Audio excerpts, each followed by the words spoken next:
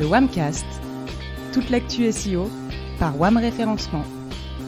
Bonjour à toutes et à tous et bienvenue dans le WAMcast. Cette semaine, on va parler d'événements qui reviennent inlassablement chaque année. On les connaît, on les attend parfois. En journalisme, ils dépannent bien quand l'actu est calme et qu'on n'a pas trop d'idées. Je veux bien sûr parler des marronniers. Et pour m'accompagner sur ce 21e numéro, ils reviennent dans le WAMcast, mais heureusement ils sont moins prévisibles qu'un marronnier. Géraldine, manager du pôle édito de WAM. Salut Géraldine. Salut Kevin. Maxime, chef de projet SEO. Salut Maxime. Salut Kevin. Et Elder, consultant RP chez WAM RP. Salut Elder. Salut à tous, salut aux auditeurs. Et ma première question, elle va l'être prévisible pour le coup, tout simplement, qu'est-ce qu'un marronnier, Géraldine ? Alors Kevin, tu vas être déçu parce que ma réponse va être tout aussi prévisible. Comme ça, tout le monde est prévisible. Exactement. D'un point de vue journalistique, un marronnier, c'est quoi ? C'est un article, de façon générale, un contenu qui est lié à un événement récurrent, propre à un secteur d'activité ou à une marque. Ouais, d'ailleurs, ce qui est intéressant, c'est que un marronnier, c'est forcément dans la presse. C'est forcément publié dans la presse. Oui, complètement. C'est vrai qu'il vit avec la presse. Merci pour ces précisions, Elder. De rien. On peut ajouter qu'il existe plusieurs types de marronniers. Les plus fréquents sont d'une part les marronniers liés à l'actualité. C'est ceux qui jalonnent notre année. Pour citer les plus connus, et vous les connaissez tous, les soldes d'été ou d'hiver, les fêtes des mères, la rentrée scolaire, la déclaration d'impôts, Noël. Il existe aussi d'autres marronniers qui sont propres à des marques ou à un secteur d'activité. De mon côté, je les appelle des marronniers à thématique, on va dire. Dans ce cas, c'est la marque qui va créer un rendez-vous avec sa cible. Pour être plus concret, si on prend un exemple, les événements de la période fiscale pour Quintessence, qui est un spécialiste de la défiscalisation, toute l'année, nous proposons des dossiers sur les dates fiscales de l'année à venir. Voilà. Donc pour eux, ce sont un marronnier thématique. Je souligne par contre, attention quand même de ne pas confondre saisonnalité et marronnier. Un marronnier demeure un événement, un rendez-vous, et du coup, il peut y avoir plusieurs marronniers dans une même saison.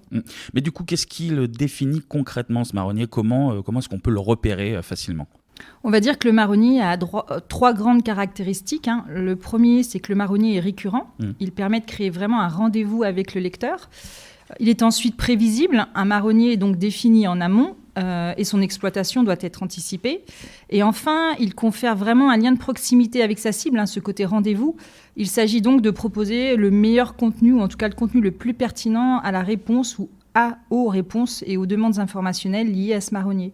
Si on prend par exemple les exemples cités ci-dessus, le marronnier rentrée scolaire ne sera pas traité de la même manière si vous vous appelez Matmut et que vous êtes un assureur, Assimil, une maison d'édition spécialisée dans les langues, ou qui habille un e-commerçant dans la mode. Dans le premier cas, le marronnier rentrée scolaire va être abordé d'un point de vue assurance scolaire. Pour le second, votre contenu sera plus orienté soutien et apprentissage d'une langue en vue de la rentrée, par exemple. Et enfin, pour le troisième, vous ferez certainement un focus sur achat, vêtements pour la rentrée. LDR côté RP, on le reconnaît comment, ce marronnier, alors ? Le marronnier, tout simplement, c'est quelque chose qui est, comme je disais tout à l'heure, présent dans l'actualité, soit présent dans l'actualité du secteur, du client pour qui on travaille, soit dans l'actualité tout court, l'actualité générale. Et en fait, il faut parvenir à déceler ces moments donc dans une vue RP pour ensuite en déduire quand proposer les bons contenus aux différents médias que l'on vise pour ensuite toucher la bonne cible en fait. Donc on sait qui va et qui et quand plutôt vont être traités ces sujets au sein des différents médias qu'on vise. On devine à quelques jours près même quand ça va être publié. En gros, un marronnier Saint-Valentin, on sait que ça va être plus ou moins publié le jour de la Saint-Valentin. À peu près, oui. À peu près mi-février. C'est mieux. Mais en fait, ce qu'on sait moins, c'est que tous ces sujets, ils sont très anticipés par la presse. Tous les articles que vous pouvez voir fleurir dans soit la presse masculine ou même féminine sur les idées de cadeaux à offrir à Noël, bien souvent, c'est des articles, des papiers qui sont bouclés dès le mois de septembre, dès le mois d'octobre. Donc, du côté RP, le moment où on va proposer le CP de notre sélection de produits, le CP, donc le communiqué de presse de notre sélection de produits aux différents journalistes qui traitent de ces articles-là, ça ne va pas être le mois de décembre ou 15 jours avant Noël, ça va plutôt être septembre et octobre. D'accord. Donc il faut souvent en fait, prévoir sa communication RP avec 3 mois d'avance. Et en fait, tout simplement, l'enjeu, c'est de proposer le bon contenu au bon moment, aux différents médias, aux bons médias, pour que ce soit relayé également au bon moment auprès des audiences qu'on cherche. Maxime, même question que tes petits camarades, mais pour le SEO du coup. Eh bien, pour ma part, j'ai rien à ajouter sur la définition d'un marronnier, si ce n'est qu'on peut lui donner le nom d'un temps fort. C'est ni plus ni moins le terme qui revient souvent dans l'accompagnement de nos clients. C'est un format qui peut varier selon le secteur d'activité, la thématique abordée. On peut s'appuyer sur la création d'articles, comme le souligne Géraldine d'un point de vue journalistique. Mais ça peut aussi concerner des pages existantes, comme des listings de produits, des fiches produits ou encore des landing pages dédiées, par exemple sur des boutiques en ligne. Et si on fait le focus sur le e-commerce, d'ailleurs, les marronniers sont des périodes qu'il ne faut vraiment pas rater, car les objectifs business se jouent à ce moment-là. Je prends un exemple, pour certains e-commerçants, le Black Friday peut représenter plus d'un quart du chiffre d'affaires attendu à l'année. Donc oui, je confirme c'est mieux de ne pas le rater, oui, effectivement. Exactement. Donc oui, je confirme que le mot d'ordre est l'anticipation si on veut atteindre ses objectifs. Tout de même, d'un point de vue SEO, il y a un paramètre très important à considérer et que je souhaiterais aborder, c'est l'évolution constante de la physionomie des pages de résultats de Google qui nous oblige à apporter une réponse pertinente aux utilisateurs qui sortent du lot dans un univers concurrentiel, si on peut le dire, saturé, et qui entrent en adéquation avec la manière dont Google va afficher ses résultats à un instant T. Ouais, dès qu'on fait nos recherches aujourd'hui, on a presque l'impression que Google va proposer une réponse sur mesure, quoi. Mais qu'est-ce qui justement influence ces affichages alors, on peut noter plusieurs facteurs dans cette adaptation des pages de résultats, comme l'évolution des fonctionnalités proposées. On parle de feature snippet, de people also ask, de suggest, knowledge graph, bloc image, autres blocs vidéo, etc. Actu. Et c'est associé à une compréhension de plus en plus fine des intentions des utilisateurs. Et c'est lié vraiment aux mises à jour de l'algorithme de Google. C'est d'ailleurs super important ce que tu dis, parce que c'est vrai que je l'évoquerai un peu plus tard, mais les formats sont très importants. Et même pour un marronnier, justement, changer, modifier, jouer la complémentarité des formats par rapport à la SERP pour pouvoir justement atteindre sa cible, c'est vraiment primordial. Tout à fait. Dans la même logique, on peut compter aussi sur la maturité de l'utilisateur dans son cycle de décision, autrement dit, si la recherche est informationnelle ou plus transactionnelle. On a aussi la localisation de l'utilisateur. On sait maintenant que toute recherche générique donne quasi systématiquement un pack local en résultat. On n'oublie pas bien sûr la place toujours plus proéminente des annonces AdWords, et on le sait, Google cherche perpétuellement à augmenter ses revenus publicitaires. Enfin, j'y viens, la saisonnalité. On a souvent l'occasion de voir une page de résultats radicalement changer à l'approche d'un marronnier, et c'est particulièrement marqué. Clairement, observer l'aspect de la page de résultats donne des billes sur l'expérience utilisateur que Google tente de créer. Prenez des événements majeurs comme les élections américaines ou encore la finale du Super Bowl et jugez par vous-même. En période creuse, on aurait une page de résultats constituée essentiellement de liens bleus, un knowledge graph éventuellement, quelque chose de classique, entre guillemets. Et à l'approche de l'événement, on a l'apparition d'un florilège de fonctionnalités, comme des carousels d'actualité, des direct answers, qui proposent les scores, les résultats en direct. Au-delà de la définition, la page de résultats de Google se révèle être un excellent baromètre pour attester d'un marronnier et donc choisir un angle d'attaque. D'accord. Maintenant qu'on sait comment repérer ce fameux marronnier, comment est-ce que vous le préparez, Géraldine ? La première étape du travail éditorial va consister à définir les marronniers, bien évidemment. Idéalement, moi j'aime bien les travailler sur l'année afin d'avoir plus de visibilité, et au moins pour les principaux marronniers. C'est un travail qui va s'effectuer main dans la main avec la marque, qui vous aidera à comprendre le secteur, ses impératifs, ses besoins, et bien évidemment listera avec vous les principaux marronniers qu'elle souhaite mettre en avant. De votre côté, vous devez également récolter, en plus de celles annoncées par les marques, des informations sur le secteur. C'est plus une approche du coup sectorielle. Par exemple, les concurrents et leur approche des marronniers ou la saisonnalité, comme l'évoquait justement Maxime. Des petits tips simples pour les événements dits populaires et nationaux. Bien évidemment, le fameux calendrier des PTT, ça marche toujours. Avec les chatons dans le panier. Exactement. Pour toutes les fêtes, Pâques, les grands-mères, les mères, etc. Il y a même certains sites qui vont jusqu'à lister les marronniers chaque année. Finalement, le marronnier devient un marronnier aussi. Le content manager, le rédacteur ou le journaliste qui va vraiment s'approprier le marronnier et le rédiger doit également être en veille permanente. À ce titre, et pour souligner aussi d'autres faits, il existe également une multitude de journées mondiales. À ce titre, l'ONU les a recensées sur son site. Vous pouvez voir d'ailleurs que certaines sont plutôt insensées, voire saugrenues, de tête. Il y a la journée sans pantalon qui se fête le 13 janvier, elle est déjà passée. La journée Star Wars qui va arriver le 4 mai. Et le 25 mai, c'est celle de la serviette. D'accord, c'est noté. Voilà. Et, d'ailleurs, on a relevé que la journée mondiale du podcast était le 30 septembre. Ah mince, il faudra faire un super podcast la prochaine fois. J'ai la pression. Voilà, c'est ça. Faut noter aussi que certaines journées nationales sont elles-mêmes devenues des marronniers. Typiquement la journée du patrimoine, par exemple. Alors je note que de tête, tu connais la date de la journée sans pantalon et de celle de la serviette.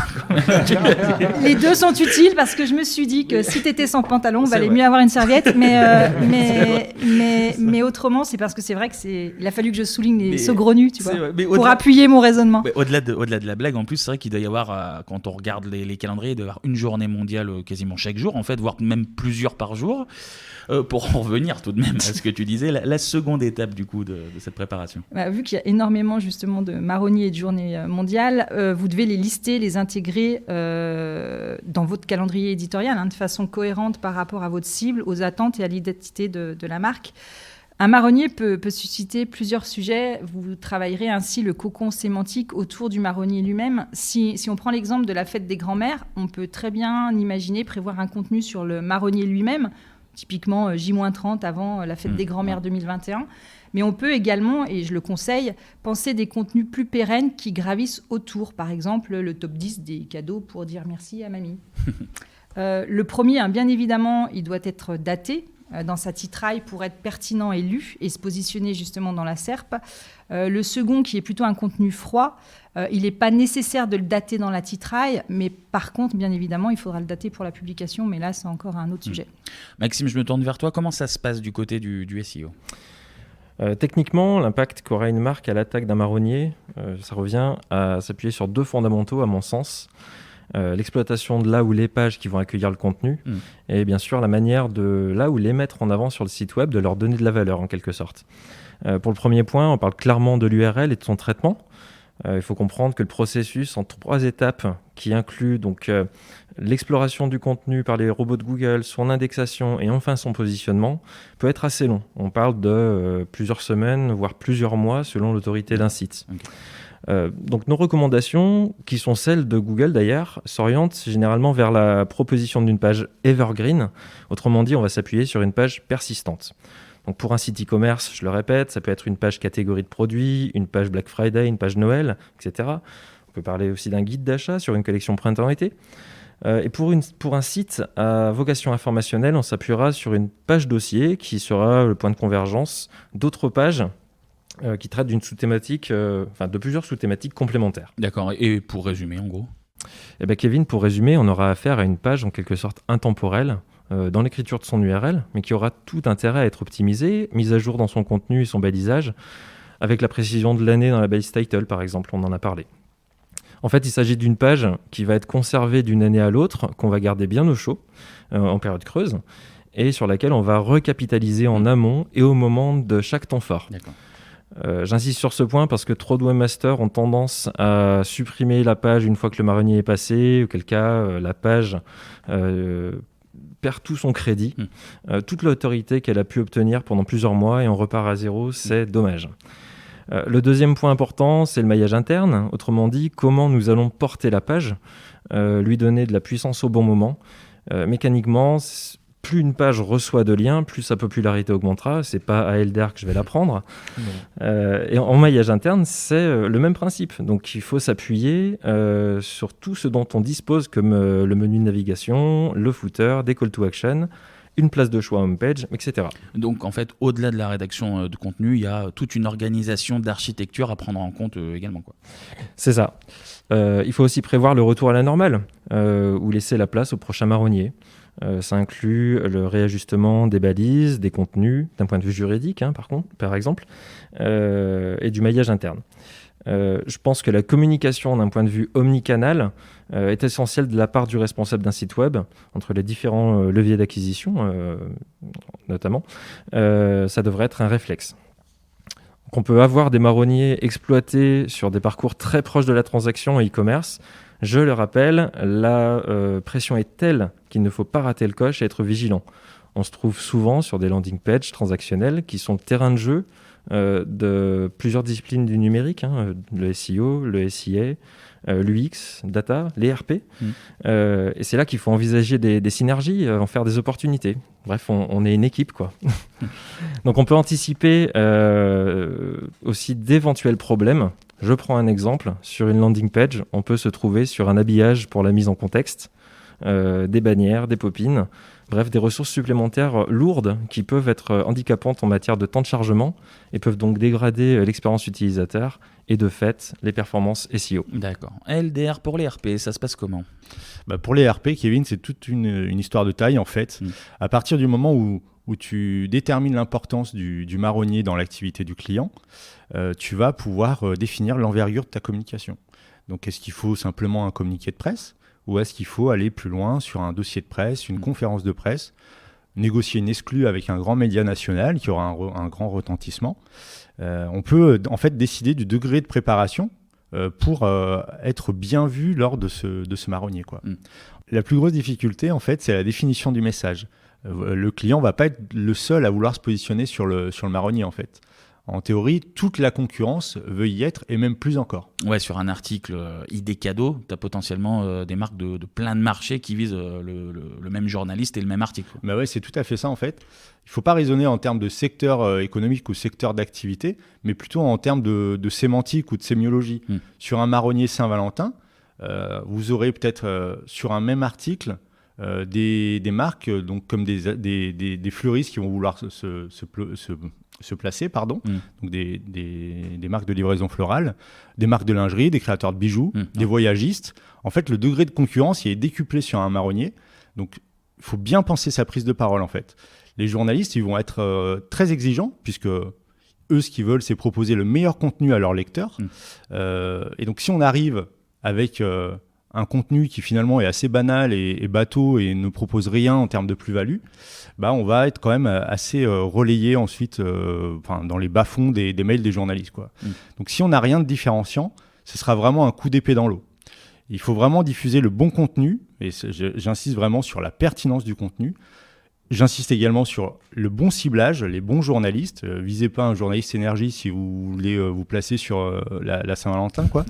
Et surtout au bon moment. La Saint-Valentin, vous pouvez avoir un contenu, comme je reviens au contenu, mais le même contenu à la Saint-Valentin ne va pas avoir la même incidence au mois de juin, quoi. Ouais. Donc en fait, le marronnier, c'est un excellent moment pour communiquer, car vos publics vous attendent à ce moment-là. Par contre, il faut vraiment... Et je le répète encore, si je ne l'avais pas assez dit, il faut vraiment avoir le bon contenu avec la bonne accroche. C'est le truc qui fait mouche, en fait. Et du coup, comment le contenu est utilisé auprès des différents publics, de vos différents publics, Géraldine ? Mais en fait, ça reprend complètement ce que vient de dire Edder. Le marronnier, c'est permettre d'être proche de sa cible à un instant défini, la période ou la date du marronnier. Il faut bien retenir que c'est vraiment un contenu qui est instantané, c'est du consommable instantané. Il faut donc capter l'intention de l'internaute à ce moment précis, ni trop tôt ni trop tard. Donc d'abord, il faut bien évidemment comprendre sa cible, ses attentes et surtout la façon dont elle communique avec les moteurs. C'est important et ça revient à ce que disait Maxime antérieurement. Et à ce titre, l'étude mots-clés qui, chez nous, chez WAM, est réalisée par le pôle SEO, nous aide à ce niveau-là. Ensuite, il va falloir trouver et proposer la réponse éditoriale la plus adaptée dans le fond, mais également dans la forme. Donc ça va complètement dans le sens de ce que disait Elder. C'est le bon contenu qui va faire mouche. Je préconise aussi de varier les formats. Toujours pareil, pour répondre à cette SERP qui évolue notamment pendant la période des marronniers, et jouer la complémentarité. Si on prend l'exemple, par exemple, de la fête des mères, il est tout à fait envisageable, même conseillé, de proposer plusieurs contenus. Un contenu texte, par exemple, sur la fête des mères dans le monde. Pourquoi pas une infographie sur le message des fleurs à offrir à maman. Et enfin, on peut même imaginer de faire des vidéos d'enfants qui souhaiteraient une bonne fête à leur maman tout autour du monde. Une fois qu'on a défini justement ces formats, il faut bien évidemment les rédiger et les publier au bon moment, ni trop tôt ni trop tard, je le disais. Je vous rappelle que c'est vraiment un consommable instantané et si vous le ratez, il faudra attendre la fenêtre de tir l'année suivante. L'année d'après, oui. Ouais, voilà. Donc, pour être en phase avec les demandes, il y a un outil qui existe, Google Trends, qui vous permet justement de capter le meilleur moment des demandes des internautes. Et concrètement, dans la rédaction, ça se passe comment ? Une fois que vous avez défini un petit peu ces 3 points, il faut se lancer effectivement dans la rédaction. Il y a plusieurs solutions qui sont possibles et pas forcément antagonistes en fonction du type de contenu. Le premier, le plus évident, c'est celui dont parlait Maxime. Vous mettez à jour l'ancien marronnier. C'est surtout valable pour des contenus sur le marronnier lui-même. Rappelez-vous l'exemple que j'avais donné, la fête des mères, des grands-mères plutôt, en 2021. Ce ne sera pas la peine et pas forcément d'intérêt de rédiger un nouveau contenu dans lequel finalement la seule modification sera la date. Dans ce cas-là, je préconise de retravailler les titrailles, bien évidemment en changeant la date, de modifier le chapeau, si nécessaire d'ajouter ou de supprimer des informations, voir si vous le pouvez, c'est toujours intéressant, l'illustrer également. Vous pouvez également faire un point sur le maillage du contenu. Maxime en avait également parlé. Les renvois sont-ils toujours pertinents, toujours d'actualité ? Je pense notamment au e-commerce où les produits changent d'une année sur l'autre, donc à faire attention. Le gros avantage dans ces cas de figure, c'est que vous gardez toujours la même URL et vous bénéficiez du coup de son historique, qui est un point primordial pour le positionnement dans la SERP. Pour moi, et c'est des fois un peu la confrontation avec le SEO, excuse-moi Maxime, la seule limite de la mise à jour, c'est à mes yeux la perte de cohérence éditoriale. Vous perdez un peu en fluidité de lecture à force de mettre à jour un contenu d'une année sur l'autre, notamment s'il y a beaucoup d'informations nouvelles ou désuètes. C'est la seule limite, je dirais, à la mise à jour. Pour les contenus les plus pérennes qui vont se décliner autour de ces marronniers, vous pouvez là aussi toujours au bon moment les mettre à jour s'ils se positionnent peu ou mal ou pas du tout. Dans ce cas, c'est exactement le même travail que précédemment. Et si le contenu se positionne mal, n'hésitez pas à mettre à jour également la balise title. C'est quelque chose qui est primordial. Un rappel général, on le ressouligne. Maxime l'avait souligné, mais c'est important. Ne touchez jamais à l'URL dans une mise à jour. Pitié, par pitié. Ouais. Sauf demande qui émanerait d'un spécialiste du SEO. Enfin, je dirais, et le plus intéressant d'un point de vue éditorial, vous pouvez proposer des nouveaux sujets pérennes qui étofferont la sémantique autour du marronnier. Donc, si je devais résumer, finalement, il y a un trio gagnant quand même sur un marronnier. Mettre à jour le contenu marronnier lui-même, mettre à jour les sujets pérennes qui gravitent autour du marronnier et proposer des nouveaux contenus froids. Je pense que c'est un peu le trio gagnant. Et pour aller plus loin même, si on veut faire vivre ces marronniers pour plus d'engagement, bien évidemment, postez-les sur les réseaux sociaux et intégrez-les aux newsletters. Maxime, je vois que tu veux intervenir. Exactement, je vais rebondir sur ce que dit Géraldine. Il faut en effet miser sur la diversité sémantique à travers les différentes mises à jour, la proposition de nouveaux contenus. Concrètement, un marronnier expose une marque à une concurrence plus intense qu'à la normale. Elder l'a bien souligné à travers les RP. C'est parfois peine perdue que de chercher de se positionner sur des expressions clés à fort volume. Faut pas se faire d'illusions. Un e-commerçant qui souhaite tirer son épingle du jeu uniquement en naturel sur de telles requêtes fera un flop. À moins que d'exploiter la longue traîne peut être une excellente alternative. Pourquoi ? Je m'explique. Parce que Google n'affiche pas d'annonces AdWords sur des requêtes à faible volume de recherche. Il n'y trouve aucun intérêt. Ça permet de capter des parts de voix en amont, pendant et en aval de manière plus stable. Et enfin, ça sécurise un trafic. Et ça prévient les baisses de visibilité soudaines puisqu'on s'appuie sur des volumes de pages et d'expressions clés qui sont conséquents. D'accord. LDR, ton avis ? De mon point de vue, en fait, c'est vraiment une histoire de ciblage. Une histoire de ciblage dans les médias à qui on veut s'adresser, le message qu'on veut adresser et le moment auquel on veut adresser ce message. En fait, il n'y a rien de pire que d'envoyer le mauvais message à la mauvaise personne. Ça arrive d'envoyer un texto un peu chaud à sa mère. Est-ce que c'est du vécu ? Non, c'est pas du vécu, c'était pour la vanne. Ouais, puis j'imagine que les journalistes sont tellement sollicités qu'il vaut mieux leur donner quelque chose de pertinent Exactement. au bon moment. Ouais. En fait, il y a une stat qui est une stat sortie récemment, qui a 3/4 des journalistes qui considèrent qu'il y a moins d'un communiqué sur 10 qui lui est pertinent. En gros, ça veut dire que les attachés de presse et les consultants RP ont fait très mal notre travail. Et donc, pour bien faire son travail, il faut tout bien cibler, le message, la personne et le bon moment. Donc, il faut s'assurer que le fichier presse, donc la liste de tous les médias et tous les journalistes à qui on veut envoyer notre communication, soit bien juste et pertinente. Faut voir si les coordonnées également sont bien les bonnes. Il ne suffit pas d'avoir le nom et le prénom, il faut pouvoir les joindre, ces personnes. Et dans ce cas, tu pourras alors envoyer ton communiqué de presse ou les appeler pour leur proposer ce que tu as à dire. Il faut vraiment viser juste parce que si tu te foires, là vraiment tu rates le coche. Comme le disait tout à l'heure Géraldine, un contenu c'est quelque chose de consommable et c'est périssable. Ouais, vous imaginez la pression qu'on a quand on est déjà marié? En fait, ta communication est tellement contextualisée dans le temps et dans l'événement que ton contenu il est vite périssable en fait. Ouais, c'est exactement ça. C'est pourquoi il faut être, comme je disais, juste à tout point de vue, dans le ciblage, dans le contenu et le moment. Il y a quelques années, on avait fait une action pour une marque de livraison florale qui n'est pas Interflora, mais pour cette marque, on avait fait une infographie toute bête intitulée « Mesdames, que faire de vos fleurs après la Saint-Valentin ?» C'était même « Que faire de vos roses après la Saint-Valentin ?» Donc on avait fait une infographie avec 5 tips pour réutiliser ces roses, les pétales de rose, donc faire du savon, faire de la confiture, des pots pourris, que sais-je encore. Et ça avait super bien marché. J'étais parvenu à obtenir une quinzaine d'articles pour autant de médias féminins et pour autant de gros liens puissants et autoritaires. Coucou les SEO. Je me rappelle de cet article, il était d'ailleurs super intéressant et c'est vrai qu'il apprenait plein de trucs qu'on ne soupçonnait pas. Qu'est-ce que tu avais fait de tes roses après? Un peu pourri. Alors là, je vais vous dire un truc, j'avais pas eu de rose. Message pour la personne. Se reconnaîtra.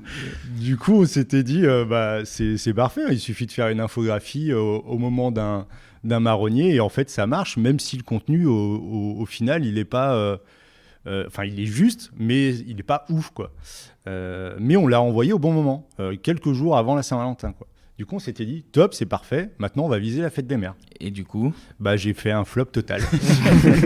C'était un gros bide, et parce que tout simplement, j'ai diffusé un peu trop tard, de quelques jours, et que le plan de publication des médias était déjà défini, il était déjà arrêté. Et en fait, mon contenu n'était pas assez accrocheur, il n'apportait pas assez de nouveautés par rapport à ce qui était déjà retenu pour modifier les plans de publication des médias. Donc on ne le dira jamais assez, il faut soigner les accroches. C'est noté. Est-ce que vous pouvez me donner, surtout à nos auditeurs, des exemples d'exploitation de marronniers? Oui, il y en a plein. Je prends la parole en premier. Vas-y. Il y en a plein. Pour Assimil, comme beaucoup de marques d'ailleurs, Noël par exemple est un marronnier super important. Et chaque année, pour Assimil, nous traitons ce marronnier en proposant de nouveaux sujets. Je m'en souviens par exemple de 2. Le premier, les 10 traditions de Noël insolites dans le monde. Oui. Et un autre qui s'appelait le SAM. Quelle langue parle le Père Noël? Donc typiquement pour Assimil, on a vraiment traité des marronniers thématiques là-dessus. Pour Matmut, qui souhaite se positionner et soutenir la prévention du cancer du sein en informant les femmes à travers leurs conseils éditoriaux notamment, au mois d'octobre, à l'occasion de Octobre Rose, un sujet cancer du sein, les raisons d'en parler, avait été publié, ainsi que différents articles de fond pour soutenir justement ce marronnier. L'un d'eux, par exemple, prévention du cancer du sein, que faut-il savoir? Idem pour Matmut et la rentrée scolaire, qui est une autre grosse période. Nous avions proposé de nouveaux sujets liés à ces marronniers. Nous avons de tête pris souscrire une assurance scolaire pour vos enfants. Comment faire? L'assurance scolaire est-elle obligatoire? Voilà. Donc, LDR, tu as des exemples en RP? Oui, on a Quintessence évidemment pour la période fiscale, mais pas seulement. On a tous les dossiers investissements locatifs du printemps qui se préparent du coup dès le mois de juin, puisque c'est anticipé. Les dossiers résidences secondaires de juin à préparer dès avril.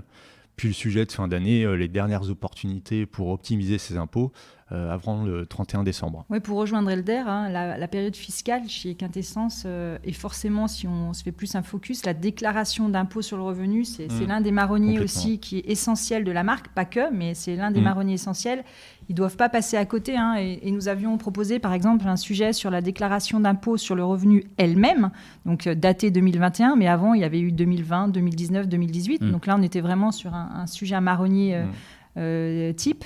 Et ensuite, autour de ce marronnier, pour justement lui donner un petit peu plus de force, on avait créé des contenus sur des sujets un petit peu plus froids, comme par exemple se faire aider pour remplir sa déclaration d'impôt, comment modifier sa déclaration, qu'est-ce qu'un foyer fiscal, comment ça marche, et bien d'autres articles. On peut aussi compléter, ce qui intéresse les journalistes en ce moment, par exemple, c'est les différents tips qui permettent de reporter des impôts à payer cette année en fonction des investissements locatifs qu'on fait à travers des SCPI ou des déficits fonciers ou des trucs du genre, quoi. On peut également citer Philibert, qui est un site e-commerce de jeux de société qu'on accompagne en RP également, qui lors des semaines précédentes avant Noël, avec qui on a trusté pas mal de... Enfin, on a proposé plutôt Philibert aux différents JT sur les sujets Noël. On sait que les JT de 13h sont assez friands de ces sujets-là à l'approche de Noël. Et ça avait plutôt bien marché puisqu'on avait eu 2 fois le 13h de TF1 et on était aussi passé sur des articles web et aussi sur des chroniques radio. Donc là, c'était vraiment super intéressant parce qu'on voyait vraiment l'audience en face qui s'affichait à travers le site web, à travers Google Trends. Donc là, je vous réfère plutôt à notre article « Impossible de calculer le ROI avec les relations presse » sur notre blog. Un peu de pub, on a le droit, on est chez nous. On mettra un lien. Et le meilleur pour la fin, Maxime? Est-ce que le meilleur. Je trouve que c'est le meilleur. Je le dis. Est-ce que toi aussi, tu as des exemples côté SEO? Oui, j'ai quelques exemples. On peut commencer par Orange, qui a vraiment un temps fort sur le dernier trimestre de l'année, à commencer par la rentrée scolaire. On peut aussi citer Black Friday, Cyber Monday, et puis préparation de Noël, etc. L'objectif, c'est vraiment d'accompagner les dernières sorties de téléphone, les nouveaux forfaits, avec la 5G par exemple, la fibre. Et concrètement, le marronnier, il permet de pousser des requêtes du type Black Friday, iPhone, etc. Un aspect légal avec notre client Malakoff Humanis, qui surfe aussi sur la résiliation mutuelle. Donc, il y a une échéance chaque année le 31 octobre. Toutes les entreprises doivent envoyer leur lettre de résiliation, si elles le souhaitent, avant le 31 octobre. Et pour le coup, c'est l'article sur le modèle de lettre de résiliation qui performe le plus, et on en profite, par exemple, pour faire de la récupération. Et enfin, je voulais citer Camif, qui est un fabricant de meubles, qui fait tout simplement un pied de nez au Black Friday, et le jour J, ferme son site web. Donc c'est vraiment à contre-courant, et pour le coup ça booste leur autorité puisqu'ils font parler d'eux et la presse en parle, donc bien joué. D'accord, bien joué à eux. Et merci à tous les trois pour vos explications, vos exemples. Vous étiez tous les trois les meilleurs. Voilà, j'ai senti que je vous ai un peu vexé. Du coup, c'est gentil. Pas de souci. Et dis donc, qui est le prochain marronnier en fait? Qu'est-ce que le prochain marronnier? Vous en avez une idée là ou pas? C'est pas la fête des mères? Ça va être, on va être sur la fête des mères, oui, je pense. Je sais même pas quelle date on est. En fait. On est intemporel. C'est pas la fête des grands-mères ou c'est déjà passé? C'est déjà passé, je crois. Okay. Non, on va étudier la question alors. Très bien. Et en tout cas, merci à vous surtout de nous avoir écoutés. Pour retrouver tous les anciens Wamcast, ça se passe sur notre site wam-référencement.fr dans la rubrique Wamcast. Vous pouvez aussi nous retrouver sur les réseaux sociaux pour réagir ou pour nous poser des questions par exemple. Alors c'est soit sur LinkedIn, sur la page de WAM Référencement, ou soit sur Twitter de solution @WamRef ou @lewamcast. Et nous, on va se retrouver très bientôt pour un nouveau numéro. À bientôt. Salut. Ciao. Au revoir.